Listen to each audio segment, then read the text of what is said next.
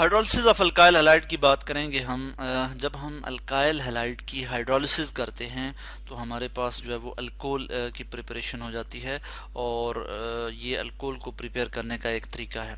Hydrolysis हम किस तरह से कर सकते हैं? By the mean of water भी हम कर सकते हैं, और एक्वस अल्कली भी हम यहाँ पे यूज कर सकते हैं।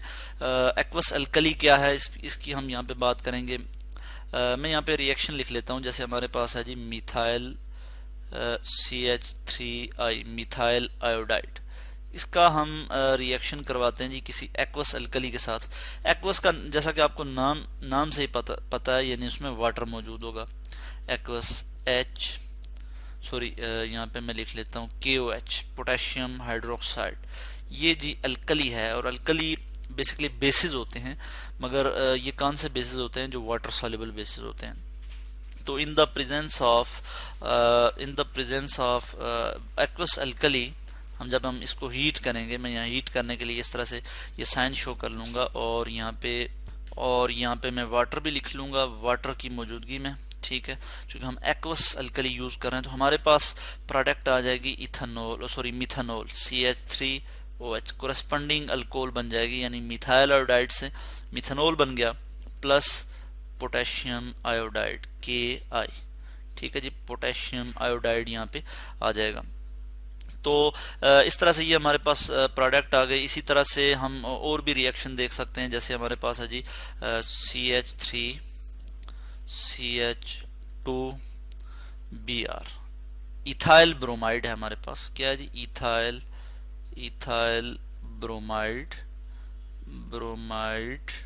और इसका हम रिएक्शन करवाते हैं इसी तरह से, बिल्कुल इन्हीं रिएक्शन कंडीशन में, और हम यहाँ से जो है इसी को कॉपी कर लेंगे, यानी पोटेशियम हाइड्रोक्साइड, जो कि एक्वस अल्कली हमने जैसा कि पहले कहा कि जब हम इसको हीट करेंगे तो हमारे पास जो प्रोडक्ट आ जाएगी वो क्या आ जाएगी? CH3CH2, और फिर यहाँ पे OH आ जाएगा, plus KBr, potassium bromide. KBr जो है वो इस तरह से आ जाएगा, यानी हमारे पास क्या आ गया? इथाइल ब्रोमाइड से इथेनॉल जो है वो प्रिपेयर हो गया। तो मैं यहाँ लिख लूंगा इथेनॉल या फिर इथाइल अल्कोहल, जो कि इसका कॉमन नाम है। इथाइल अल्कोहल जो है वो प्रिपेयर हो गया, और आईयूपैक नेम इसका क्या है? यानी इथेनॉल। तो अगर हम अल्काइल हैलाइड की हाइड्रोलिसिस करें, ठीक है, या फिर उसको एक्वस अल्कली के साथ ट्रीट करें, तो हमारे पास जो है वो अल्कोहल की प्रिपरेशन हो जाती है। यहाँ पे हम इसका थोड़ा सा मैकेनिज्म देख लेते हैं। फर्ज किया मैं यहाँ पे मिथाइल आयोडाइड का यहाँ पे सिंपल सा मैकेनिज्म यहाँ पे आपको दिखा देता हूँ। यहाँ पे पोटेशियम हाइड्रोक्साइड में जो हाइड्रोक्साइड है, हाइड्रोक्साइड आयन जो है ये यहाँ पे बनेगा, यानी हाइड्रोक्साइड आयन ये एज अ न्यूक्लियोफाइल के तौर पे एक्ट करेगा। क्या करेगा जी? एज अ न्यूक्लियोफाइल के तौर पे एक्ट करेगा, और ये अटैक करेगा किस पे जी? मिथाइल आयोडाइड पे। चूंकि मिथाइल आयोडाइड का जो बॉन्ड है ये पोलर है, और क्यों पोलर है?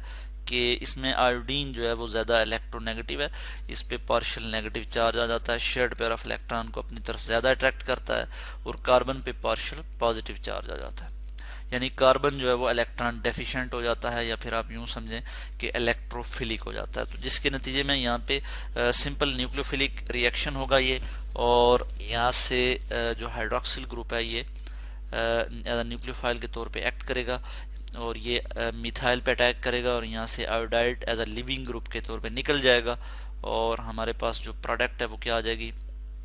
CH3OH प्लस ये जो लिविंग ग्रुप आयोडाइड आयन की सूरत में निकला था, ठीक है, आई नेगेटिव, और इधर चूंकि इसके साथ पोटेशियम भी था तो यहाँ पे Ki का बॉन्ड जो बन जाएगा, K पोटेशियम पे पॉजिटिव चार्ज और आयोडीन पे, यानी आयोडाइड आयन यहाँ पे मौजूद है, पोटेशियम आयोडाइड।